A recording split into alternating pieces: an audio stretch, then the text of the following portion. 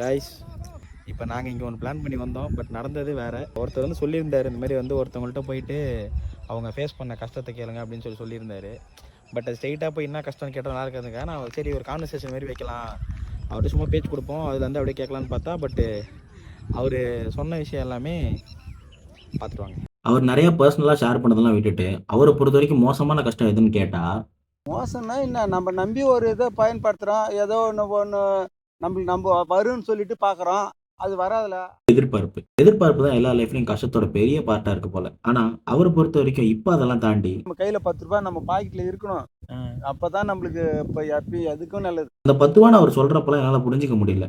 நம்ம கையில் 10 ரூபாய் இருந்தால் தான் நம்மளை மதிப்பாங்க எல்லாமே. அப்படியே நீ வர்றத நீ அப்படியே அதை இதை செலவு பண்ணிட்டு ஏதோ பண்ணிட்டு விட்டுட்டுனாக்கா உனக்கு மதிப்பு இருக்கதே இருக்காது. ஆனால் கடைசியில் ஒன்று சொன்னார், இந்த பாதி வின்லாண்டுக்கு அவர் தான் ஓனரு, இங்கே இருக்கிற ஆடு மாடுலாம் இவருதுன்னு சொன்னப்போ தான் எனக்கு புரிஞ்சுது. 10 ரூபாய் நம்ம கையில் இருக்கணும். இந்த 10 ரூபாய்க்கு தான் எல்லாம். ஆமாம்.